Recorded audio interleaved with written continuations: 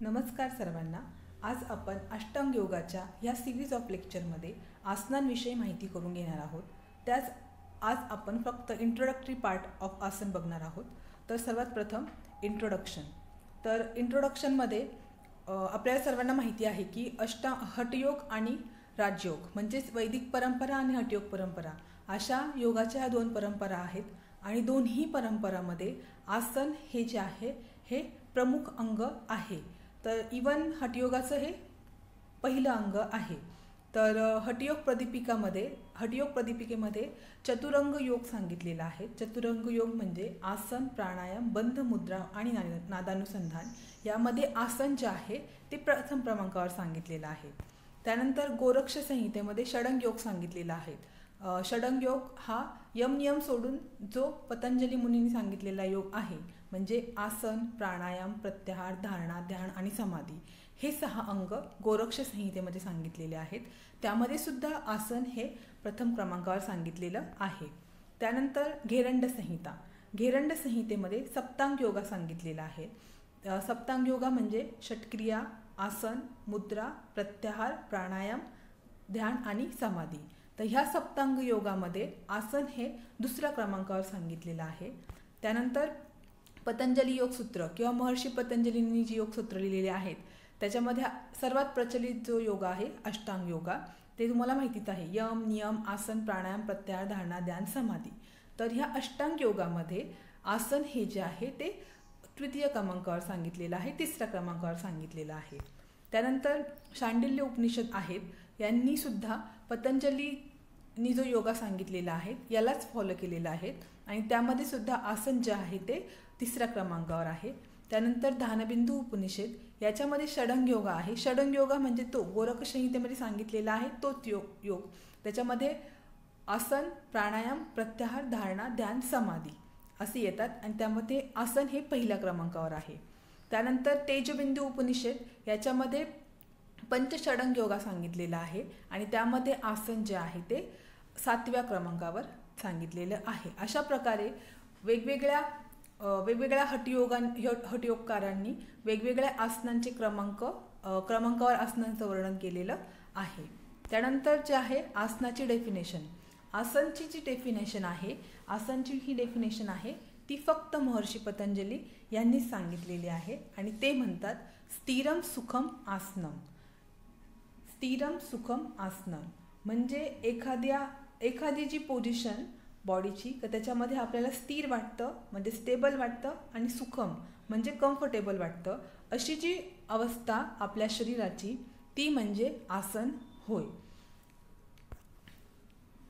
किंवा थोडक्यात आपण म्हणू शकतोय स्टॅबिलिटी विथ हॅपीनेस. तर इथे एक महत्त्वाची गोष्ट लक्षात ठेवली पाहिजे की जेव्हा आपण आसनं करतो तर ही न हठात न बलात अशी केली पाहिजे. म्हणजेच काय की all the practice of yoga should not be over riding of your capacity. आपण स्वतःच्या जी एक कॅपॅसिटी असतो त्याच्यापेक्षा न हठात न बलात अशी आसनं केली पाहिजे. जेव्हा तुम्ही प्रथम आसन करता, एखाद्या वेळेस तुम्ही जेव्हा प्रथम आसन करतात जेव्हा तुम्हाला कम्फर्टेबल वाटेल तेव्हा तुम्ही तिथे थांबलं. कम्फर्टेबल असेल तिथे तुम्ही थांबलं पाहिजे. उगाचच एकदम अतिशय पहिल्याच दिवशी आसन करताय आणि पहिल्याच दिवशी मग अंग दुखायला लागतं असं होता कामा नये.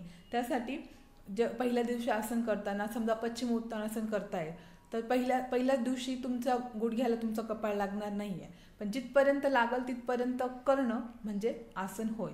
आणि आसन ही 1 महिन्यात 2 महिन्यात सिद्ध होणारी गोष्ट नाही आहे. कमीत कमी आसन सिद्ध व्हायला 6 महिने लागतात. तेही दररोज जर 6 महिने दररोज 1 तास प्रॅक्टिस केली तर.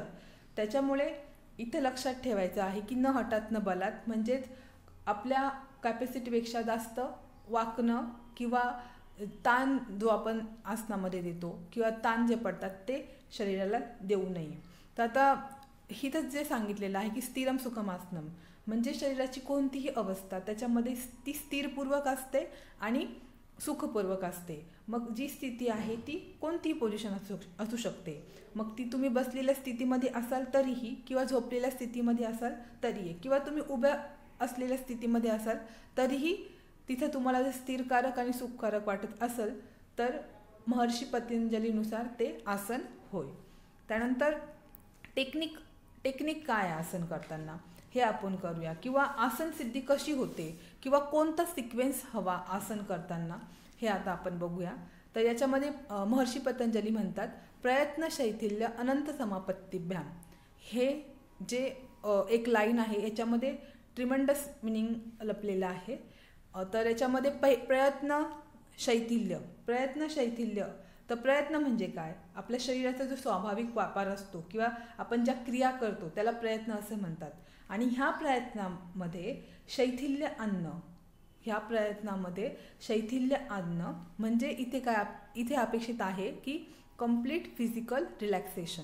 एक उदाहरण देऊन समजून सांगते.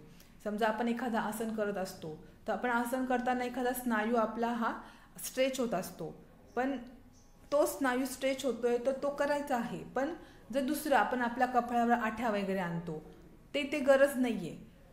तेच म्हणजे तेच आपले जे बाकीचे सगळे जे हे आहेत प्रयत्न ते शिथिल करणं म्हणजे आसन होय. हा याचा एक पार्ट झाला या श्लोकाचा, ह्या अफोरिझमचा, की कंप्लीट फिजिकल रिलॅक्सेशन हे अपेक्षित आहे पतंजली मुनींना. आणि दुसरी कोणती गोष्ट अपेक्षित आहे, अनंत समापत्तिभ्याम, अनंत समापत्ती. आता समापत्ती ही जी अवस्था आहे ही समाधीच्या अगोदरची अवस्था आहे.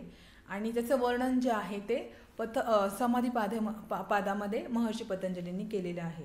तर याचा ह्या श्लोकाचा खालचा अर्थ असा आहे की जेव्हा चित्ताच्या सर्व वृत्ती क्षीण होतात आणि चित्त हे अभिजात रत्नाप्रमाणे शुद्ध आणि निर्मल होतं, आणि ते ग्रहित्र म्हणजे जो ग्रहण करणारा आहे म्हणजे जीवात्मा, आणि ग्रहण म्हणजे जे ग्रहण करतात ते म्हणजे इंद्रिय, आणि ग्राह्य म्हणजे जो विषय आहे तो, ह्या तिघांमध्येही जे आपलं मन आहे ते स्थित होतं किंवा तदाकार होतं, ती अवस्था म्हणजे समाधी म्हणजे समापत्ती अवस्था होय.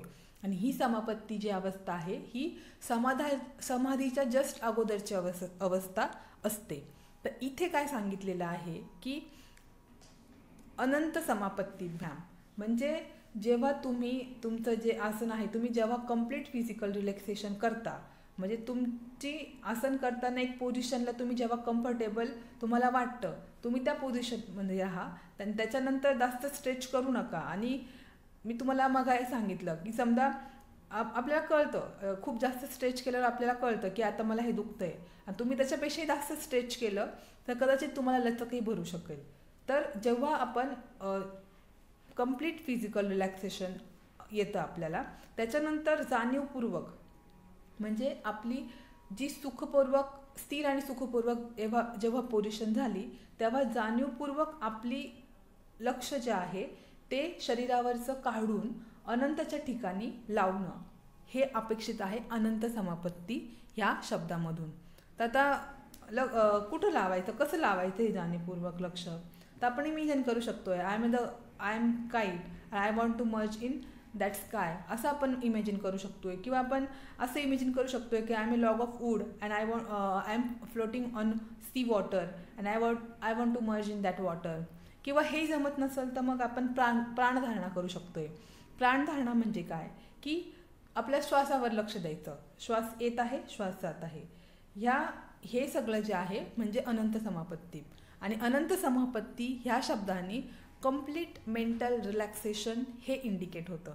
म्हणजे आसन हे जे आहे इथे तुमचं कंप्लीट फिजिकल रिलॅक्सेशन हवं प्लस कंप्लीट मेंटल रिलॅक्सेशनसुद्धा हवं. आणि हे सगळं जे आहे ह्या दोन्ही गोष्टी गोज इन हँड. म्हणजे काय की जेव्हा अनंत समापत्ती असेल तेव्हा तिथं प्रयत्न शैथिल्य असणारच आहे. जेव्हा प्रयत्न शैथिल्य नसणार आहे तेव्हा अनंत समापत्ती नाही होत. समजा तुम्ही प्रयत्नाने शैथिल्य आणलं नाही तुम्ही, किंवा तुम्ही आसन करताना तुमच्या बॉडीमध्ये ट्रिमर होतं आहे किंवा तुमची बॉडी शेक होती आहे, तर ट्रिमेंडस स्टिम्युलस जात असतात ब्रेनला, त्या ठिकाणी तुम्ही तुमचं ध्यान हे अनंतात लावू शकत नाही. बरोबर. त्याच्यामुळं ह्या ज्या दोन गोष्टी आहे ह्या हँड इन हँड जातात. आणि हे टेक्निक आहे की कसं आसन करायचं आहे त्याचं. त्याच्यानंतर आपण बघूयात कंप्लीट फिजिकल रिलॅक्सेशन हे अपेक्षित आहे अनंत प्रयत्न शैथिल्याने, आणि कंप्लीट मेंटल रिलॅक्सेशन हे इंडिकेट केलेलं आहे अनंत समापत्ती या शब्दातून. त्याच्यानंतर टाईप्स ऑफ आसनं बघूया. आपण आयुर्वेदाचे स्टुडंट आहोत, त्यामुळे आपण अकॉर्डिंग टू दोषा हे आपण आधी बघू. त्याच्यामध्ये आहे वातघ्न, त्याच्यामध्ये पवन मुक्तासन, वीरासन, वज्रासन, अर्धमच्छेंद्रियासन आणि मच्छेंद्रियासन. उदाहरणास्वरूप मी आसनं घेतली आहेत, आणखीनही आसनं आहेत. त्याच्यानंतर पित्तघ्न, भुजंगासन, शलभासन आणि कफघ्न, उत्तानपादासन, सर्वांगासन, मत्स्यासन, शीर्षासन, पश्चिमोत्तानासन. त्यानंतर आता टाईप्स ऑफ आसनं, बऱ्याच प्रकारचे टाईप्स ऑफ आसनं आहेत, पण आपण मेनली 2 प्रकारे बघू की आसन केल्यानंतर बॉडीवर त्याचा इफेक्ट काय होतो, त्यानुसार आपण बघूया. Effect on body. त्याच्यामध्ये आहे मेडिटेटिव्ह आसनं म्हणजे ध्यानात्मक आसनं. यामध्ये काय होतं, मन आणि शरीर हे संतुलित राहून मनाची एकाग्रता वाढते. मग अशी कोणती कोणती आसनं आहेत? वज्रासन आहे, पद्मासन आहे, भद्रासन आहे, सिद्धासन आहे, स्वस्तिकासन आहे. त्यानंतर जे आहे स्ट्रेचिंग आसनं म्हणजेच शरीर संवर्धनात्मक आसनं. यामध्ये शरीराला विभिन्न आपण हालचाली करतो शरीराच्या आणि शारीरिक विकास साधला जातो. याच्यामध्ये मग पश्चिमोत्तानासन आहे, पादहस्तासन आहे, कटिचक्रासन आहे, त्रिकोणासन आहे. त्यानंतर जे आहे रिलॅक्सिंग पोजेस किंवा रिलॅक्सिंग आसनं. त्याच्यामध्ये ह्या आसनांमध्ये आपण शरीर आणि मन ह्या दोघांनाही विश्रांती देतो आणि याच्यामध्ये मेनली शवासन आहे आणि मकरासन आहे. पण काही काही जे आहेत महर्षी ते वज्रासनाचा सुद्धा यामध्ये अंतर्भाव करतात. त्यानंतर आपण आसनं कसे करतो, हाऊ टू परफॉर्म, त्यानुसार प्रकार सांगितलेले आहेत. तर उभे राहून जसं की ताडासन आहे, त्रिकोणासन आहे. सिटिंग पोझिशनमध्ये बसून म्हणजे पद्मासन आहे, स्वस्तिकासन आहे. लाईंग ऑन बॅक सर्वांगासन, मुक्तासन. त्याच्यानंतर लाईंग ऑन ॲबडॉमिनल, त्याच्यामध्ये भुजंगासन, शलभासन. अपसाईड डाऊन अधोमुखासन, त्याच्यामध्ये मग आहे वृश्चिकासन आणि शीर्षासन. नंबर ऑफ आसना. उपनिषदामध्ये किती प्रकारचे आसन सांगितलेले आहेत, कोणत्या कोणत्या उपनिषदामध्ये किती प्रकारचे आसन सांगितलेले आहेत ते बघूयात.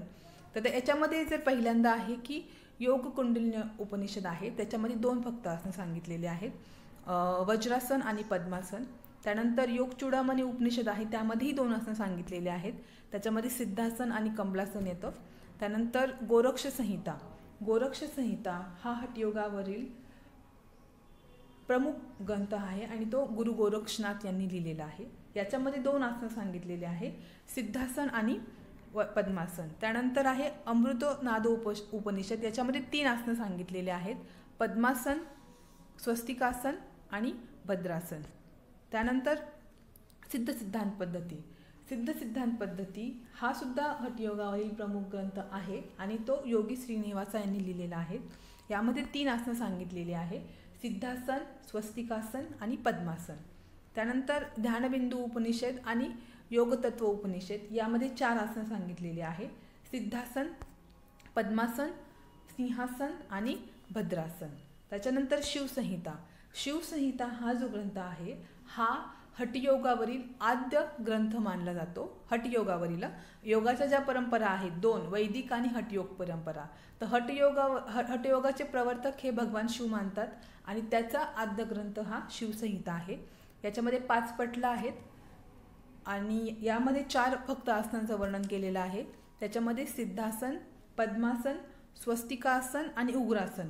तर उग्रासन म्हणजे आपण त्याला पश्चिमोत्तानासन ह्या नावाने ओळखतो. त्यानंतर जे आहे योग वशिष्ठ संहिता हा सुद्धा प्रचंड विस्तृत ग्रंथ आहे आणि मुनी वशिष्ठ आणि राम यांच्यामधला संवाद म्हणजे हा ग्रंथ आहे. आणि ह्या ग्रंथांमध्ये सायकोसोमॅटिक डिसीजेसचे मॉडर्न सायन्सपेक्षा सुद्धाही अतिशय सुंदर वर्णन केलेले आहे. त्यामध्ये 10 आसनांचा उल्लेख आलेला आहे.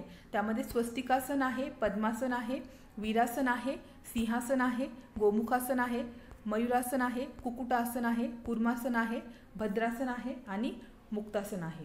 त्याच्यानंतर हठयोग प्रदीपिका हा सुद्धा प्रमुख ग्रंथ आहे हठयोगाचा, जो की स्वामी स्वात्माराम यांनी लिहिलेला आहे. त्याच्यामध्ये योगाचे 4 अंग सांगितलेले आहेत मग सांगितल्याप्रमाणे. आसन, प्राणायाम, बंध मुद्रा आणि नादानुसंधान यामध्ये 15 आसनांचं वर्णन केलेलं आहे. याच्यामध्ये विधी ज्या आहेत ते थोडेफार फरकच आहे त्यामध्ये. म्हणजे हे सगळ्यांचा एकमेकांचे जे विधी आहेत त्यामध्ये फरक आहे, पण मेन त्यांना जे अपेक्षित आहे तर ते सेमच आहे. त्याच्यामध्ये स्वस्तिकासन, गोमुखासन, वीरासन, कूर्मासन, कुक्कुटासन, उत्तान कूर्मासन, धनुरासन, मत्स्येंद्रियासन, पश्चिमोत्तानासन, मयूरासन, शवासन, सिद्धासन, पद्मासन, सिंहासन आणि भद्रासन अशा प्रकारे 15 आसनांचा त्यांनी उल्लेख केलेला आहे. आणि घेरंड संहिता, हठयोगाचा हा सुद्धा प्रमुख ग्रंथ आहे घेरंड संहिता. आणि हा ग्रंथ जो आहे हा राजा चंडकपाली आणि घेरंड मुनी यांचा संवाद म्हणजे हा ग्रंथ आहे. आणि त्याच्यामध्ये योगाचे 7 अंग सांगितलेले आहेत आणि आसन हे दुसऱ्या क्रमांकावर सांगितलेलं आहे. तर त्याच्यामध्ये 32 आसनांचा उल्लेख केलेला आहे. 32 आसनांचं डिटेल डिस्क्रिप्शन विथ त्याचे लाभ सांगितलेला आहे. त्याच्यामध्ये स्वस्तिकासन, गोमुखासन, वीरासन, कूर्मासन, कुक्कुटासन, उत्तान कूर्मासन, धनुरासन, मच्छेंद्रियासन, पश्चिमोत्तानासन, मयूरासन.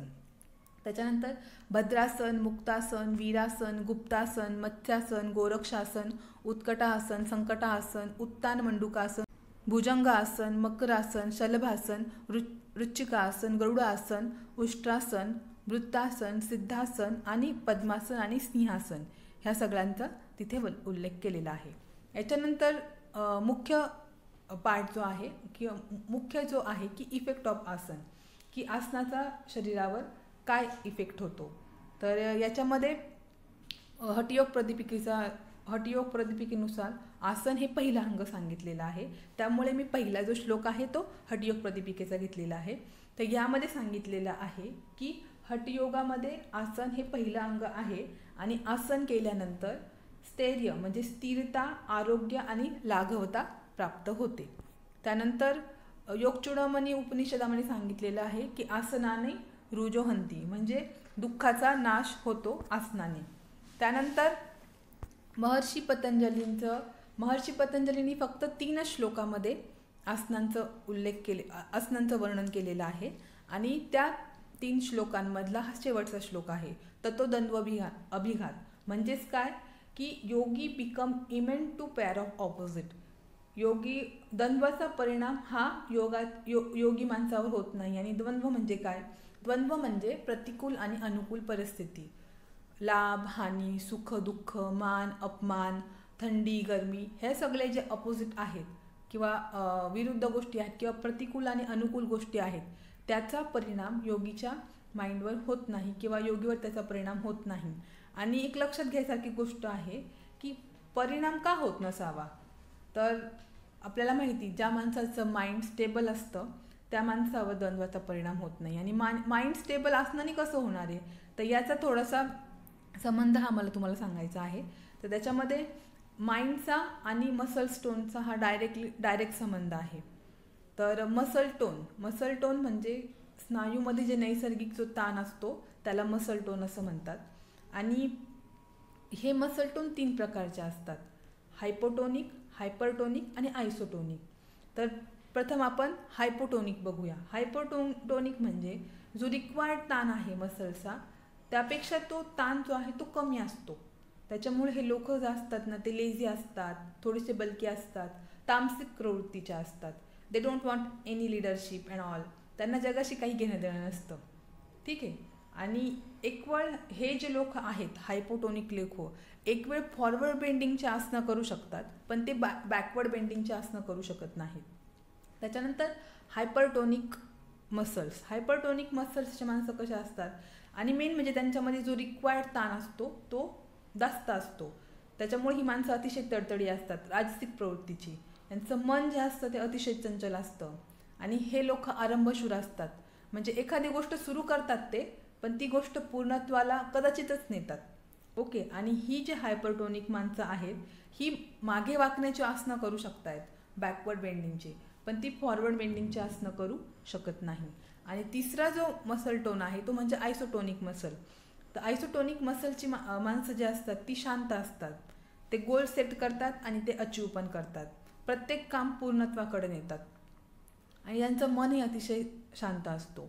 आणि आपण आसनाने काय करतो, आपण आसनाने ह्या मसल टोनवरच काम करतो आणि आपण आसना करून हा जो मसल टोन आहे तो आयसोटोनिक करायचा प्रयत्न करतो. आणि ह्या सगळ्या गोष्टीमध्ये गंमत अशी आहे की आयसोटोनिक माणूस म्हणजे हे तिन्ही टोन्स असलेले मनुष्य जे आहेत तर यांना आपण एखादं काम करायला लावलं तर हायपरटोनिक आणि हायपोटेनिक माणसांना एखादं काम करायला जास्त ऊर्जा लागते ॲज कम्पेअर टू आयसोटोनिक माणूस. ओके, मग आपल्याला काही माणसं दिसतात की ते नेहमी आनंदी असतात, कारण आनंदी असतात, हसमुख असतात, सगळी कामं पटापट व्यवस्थित करून घेतात. This is because of their muscle tone. Isotonic मसलची जी माणसं असतात ही नेहमी फ्रेश असतात, कमी वेळात ती जास्त काम करतात. याचं गुपित हेच आहे की त्या हायपोटेनिक आणि हायपोटेनिक माणसांना जेवढी ऊर्जा लागते काम करायला त्यापेक्षा very less amount of energy लागते टू द आयसोटोनिक मसलच्या माणसांना. त्याच्यामुळं हे आपण मसल टोनवर त्यांचं काम करतो आणि मसल टोनचा डायरेक्टली संबंध आहे माइंडसोबत. आणि माइंड जर स्टेबल असेल तर द्वंद्वांचा परिणाम होत नाही. त्याच्यानंतरची पुढची गोष्ट आहे की वर्किंग ऑन प्राणमय कोशा.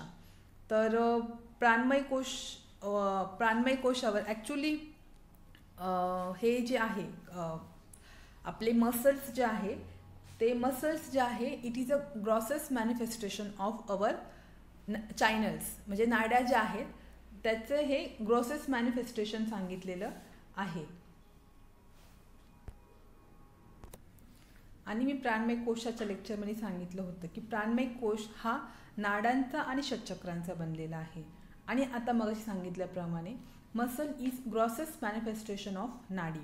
आणि ह्या नाड्यांमधल्या ग्रॉस इम्प्युरिटीज ज्या आहे किंवा जे टॉक्सिन्स आहे ते बाहेर टाकण्यासाठी आसनं ही अतिशय महत्त्वाची आहे. आणि ही टॉक्सिन्स बाहेर टाकल्यामुळे आपल्या शरीराची प्राणिक एनर्जी आहे याचा फ्लो जो आहे तो व्यवस्थित होतो आणि त्याच्यामुळे यू बिकम अ फ्लेक्सिबल. एक गोष्ट आपण ऑब्झर्व केली की आपण खूप समजा एखादं काम करत असलो की आपण आपले स्नायू ताणतो म्हणजे आळस देतो तर आपल्याला बरं वाटतं. त्यामुळे ह्याचा संदर्भ घेऊन तुम्ही हा पॉईंट समजून घेऊ शकताय की वर्किंग ऑन प्राणमय कोश.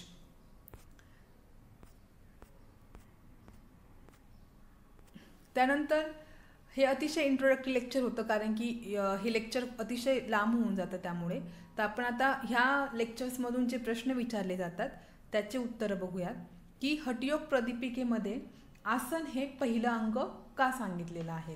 तर याचा थोडक्यात मी थोडासा उल्लेख केलेला आहे की योगाच्या 2 परंपरा आहेत, एक वैदिक परंपरा आणि एक हठयोग परंपरा. तर वैदिक परंपरा आहे त्यामध्ये मनाचा अधिक विचार केलेला जातो आणि दुसरी जी परंपरा आहे हठयोग परंपरा यामध्ये शरीर प्लस मनाचा विचार केला जातो. ओके, आणि असं का बरं आहे ते पण सांगते. कारण की everything is the manifestation of that ultimate reality. Mind is a subtle आणि ते अनकंट्रोलेबल आहे. प्राण हा सेमी कंट्रोलेबल आहे आणि शरीर म्हणजे आपली फिजिकल बॉडी हे टोटली कंट्रोलेबल आहे. हे आपल्याला एवढं समजतं की शरीर आपलं पूर्ण कंट्रोलेबल आहे, आपला प्राण किंवा रेस्पिरेशन जो आहे ते सेमी कंट्रोलेबल आहे आणि आपलं माइंड आहे हे अनकंट्रोलेबल आहे. त्या माकडासारखं आहे, मन कधी इथे तर कधी तिथे. तर हठयोगी आहेत ना ते मनाच्या भानगडीत पडले नाही. त्यांनी डायरेक्टली कुठून सुरू केलं की जे पूर्ण कंट्रोलेबल आहे म्हणजे फिजिकल बॉडी त्याच्यावरच त्यांनी पहिल्यांदा काम करू, त्याचीच पहिल्यांदा साधना करू. मग आपल्या फिजिकल बॉडीवर किंवा मसल्सवर काम करणारं आसन हे अंग आहे. त्याच्यामुळे त्यांनी पहिल्यांदा आसन हे सांगितलेलं आहे. म्हणून हठयोग प्रदीपिकेमध्ये आसन हे प्रथम योगाचं अंग सांगितलेलं आहे असं मला वाटतं. त्यानंतर महर्षी पतंजली यांनी एकही आसनाचा वर्णन केले नाही तर त्यांना अपेक्षित अशी आसनं कोणती. तर नेहमी मी सगळ्या लेक्चर्समध्ये सांगते की पतंजलींनी जो अष्टांग योगा सांगितलेला आहे त्याचं every limb of ashtanga yoga is revolve around mind and first 4 of ashtanga yoga is for calm down mind and last 4 it is to culture down mind. आणि हे आसन जे आहे हे तिसरं अंग आहे. म्हणजे पहिल्या 4मध्ये आहे म्हणजे हे मन शांत करायसाठीच वापरलं, म्हणजे मन शांत करण्यासाठी त्याची प्रॅक्टिस करायची आहे आपल्याला. त्याच्यानंतर महत्त्वाच्या दोन गोष्टी की हा कुठेही क्रम नाही आहे, म्हणजे अष्टांग योग सांगितलेला आहे, हा कुठेही क्रमाने करायचा आहे असं सांगितलेलं नाही आहे. ओके. आणि दुसरी गोष्ट एक, आणि जिथं कुठं क्रम अपेक्षित आहे तिथे त्यांनी मेन्शन केलेलं आहे. हे ऋषीमुनी होते, हे मोठे सायंटिस्ट होते, हे कुठंच लूजकडी सोडणार नाही. लक्षात घ्यायला पाहिजे आपण. जिथं त्यांना सिक्वेन्शियलिटी अपेक्षित आहे तिथं स्पेसिफिकली मेन्शन केलेलं आहे. तर प्राणायाम करायच्या येते, प्राणायामच्या श्लोकामध्ये तस्मिन सती श्वास प्रश्वास गती विच्छेद प्राणायाम असं सांगितलेलं आहे. आणि तस्मिन सती हा शब्द आसनासाठी आहे. आसनावर जय मिळवल्यावर, आसन सिद्धी झाल्यावर मग प्राणायाम करायचा आहे. म्हणजे इथे त्यांना सिक्वेन्स अपेक्षित आहे. ओके. म्हणजे प्राणायाम हे आसन हे कशासाठी करायचं आहे, एक तर मन शांत ठेवायसाठी करायचं आहे आणि प्राणायामाची पूर्वतयारी म्हणून करायचं आहे. हे दोन गोष्टी समजल्या. तर आता पुढचं सांगते मी की पतंजली मुनींना फक्त ध्यानात्मक आसनेच अपेक्षित आहेत. का बरं? कारण की त्यांनी जी व्याख्या सांगितलेली आहे, स्थिर सुखम आसनम. आस धातू हा आहे. आस धातूचा अर्थ जो आहे तो बसणं हाच होतो. म्हणजेच त्यांना बैठक स्थितीतलीच आसनं फक्त अपेक्षित आहे. दुसरी गोष्ट असं आहे की जेव्हा आपला बेस हा ब्रॉड असतो तेव्हा ते आसन स्टेबल असतं, म्हणून बैठक स्थिती अपेक्षित आहे. आपण पॅरामिडचं उदाहरण घेऊ शकतोय. पॅरामिडचा बेस कसा ब्रॉड असतो, त्याच्यामुळे ते स्टेबल असतं. यावरून असं प्रूफ होतं की त्यांना फक्त बैठक स्थितीतले आसनच अपेक्षित आहे. दुसरी गोष्ट अशी की जेव्हा आपण बसलेलो असतो तेव्हा आपला बॅक नेक हे एका सरळ रेषेत येतात आणि त्यामुळे प्राणिक एनर्जीचा फ्लो जो आहे तो वर खाली होऊ शकतो आहे. म्हणूनही त्यांना फक्त बैठक स्थितीतलीच आसनं अपेक्षित असावी. तर कोणी असं पण म्हणू शकतंय मग शवासन हे खूप स्थिर आणि डेफिनेशनप्रमाणे स्थिरम सुखम आसनम, तर शवासन हे स्थिर पण आहे आणि सुखकारक पण आहे. मग शवासन नाही का? शवासन पतंजलींना अपेक्षित नाही आहे का? तर नाही आहे ते अपेक्षित, कारण की याच्यामध्ये बॅक आणि नेक एका सरळ रेषेमध्ये येत नाही, ही एक गोष्ट. आणि दुसरी पॉसिबिलिटी काय आहे की शवासनामध्ये तुम्हाला झोप लागू शकते. जर हा प्राणायाम करायची पूर्वतयारी जर असेल तर मग तुम्हाला तुमचं पूर्ण जाणीव तुमच्या शरीरावर तुम्हाला ठेवायची, तिथे झोपून चालणार नाही आहे. म्हणून त्यांना शवासनसुद्धा अपेक्षित नसणार आहे. दुसरी गोष्ट, काही लोक म्हणू शकतील की मयूरासन, तर मयूरासनसुद्धा नाही आहे. मयूरासन आपण खूप सिद्ध असेल साधक तर मग 15-20 मिनटं राहू शकतोय, अर्धा तास राहू शकतोय, पण आपल्या 3 ते 4 तास त्या स्थितीमध्ये राहायचं आहे. कारण की हे प्राणायामाची पण पूर्वतयारी आहे. प्राणायाम आपल्याला करायचं आहे, पुढच्या सगळ्या प्रॅक्टिसेस करायचं आहे, म्हणजे 3 ते 4 तास आपल्याला त्या आसनामध्ये बसावं लागणार आहे. तर मयूरासनमध्ये आपण तेवढा वेळ राहू शकत नाही. आणि ती जरी आसन आहे ते, पण ती तितकीशी स्टेबल स्थिती नाही आहे. त्याच्यामुळे त्यांना मयूरासनसारखे आसनंसुद्धा अपेक्षित नाही आहे. पतंजली मुनींनी जरी आसनांचं वर्णन केलेलं नाही आहे तरी पण त्यांना फक्त बैठक स्थितीतली ध्यानात्मक आसनंच फक्त अपेक्षित आहेत असं मला वाटतं. त्यानंतर जे फास्ट स्पोर्टमन यांना आपण डायनामिक एक्सरसाइज नाही सांगत आणि त्यांना फक्त आपण स्ट्रेचिंग एक्सरसाइजच सांगतो. तर असं का? तर जे फास्ट स्पोर्टमन असतात त्यांना आपण डायनामिक एक्सरसाइज याच्यासाठी सांगत नाही, आपण त्यांना स्ट्रेचिंग एक्सरसाइज सांगतो. कारण की त्यांचे पायाचे जे मसल्स असतात हे शॉर्ट झालेले असतात आणि shorten muscle always prone to injury. त्याच्यामुळे आपण त्यांना स्ट्रेच म्हणजे ताणून आपण त्यांच्या मसल्सला अलाव करतो टू बी आयसोटोनिक.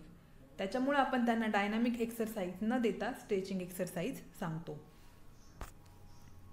त्याच्यानंतर मी रोज प्राणायाम किंवा आसन करते तर मी रोज योगा करते का? तर याच्यामध्ये कसं आहे, तुम्ही समजा प्राणायाम प्लस आसन किंवा फक्त प्राणायाम किंवा फक्त आसन करत असाल तर तुम्ही योगा करत नाही आहे. तर लॉजिकली समजा सर्वात प्रचलित जो योगा आहे तो अष्टांग योगा आहे. तर अष्टांग योगामध्ये सुद्धा 8 अंग आहेत, म्हणजे यम, नियम, आसन, प्राणायाम, प्रत्याहार, धारणा, ध्यान, समाधी. म्हणजे रोज तुम्ही फक्त आसन आणि प्राणायाम करून चालणार नाही, तो फक्त एक पार्ट आहे, ते फक्त एक अंग आहे. तुम्ही रोज यम केलं पाहिजे. यम जे 5 प्रकारचे सांगितलेले आहे ते पाळले पाहिजे, नियम पाळले पाहिजे, आसन केलं पाहिजे, त्याच्यानंतर प्राणायाम केलं पाहिजे, प्रत्याहार केला पाहिजे, रोज ध्यान मेडिटेशन केलं पाहिजे. हे सगळं तुम्ही जर एकत्रितरित्या केलं तर तुम्ही योगा करतोय तुम्ही असं म्हणू शकताय. फक्त तुम्ही प्राणायाम किंवा आसन करताय तर तुम्ही कंप्लीट योगा करत नाही. त्याचे इफेक्ट तुम्हाला भेटू शकतात. आसनाचा जो पर्टिक्युलर इफेक्ट सांगितलेला आहे तो भेटू शकतोय, पण तुम्ही योगा अभ्यास करत नाही, तुम्ही फक्त आसन करता. त्यानंतर हायपरटोनिक किंवा हायपोटोनिक मसलमध्ये कोणती आसनं करायची. तर हायपरटोनिक आणि हायपोटोनिक माणसांना जी आपण आसनं सांगतो, का सांगतो का त्यांचे मसल्स जे आहेत ते आपल्याला आयसोटोनिक करायचे असतात. हां, तर हायपरटोनिक जी माणसं असतात ती पुढे वाकायची आसनं करू शकत नाही, किंवा करू शकत नाही असं नाही की ती करतीलही प्रयत्नाने, पण एवढ्या इझिली त्यांना ती जमत नाही. त्याच्यामुळे हायपरटोनिक माणसांना आपण पुढे वाकायची आसनं सांगतो, आणि जे हायपोटोनिक आहेत त्यांना आपण बॅकवर्ड बेंडिंगची आसनं आपण त्यांना करायला सांगतो. Okay, thank you.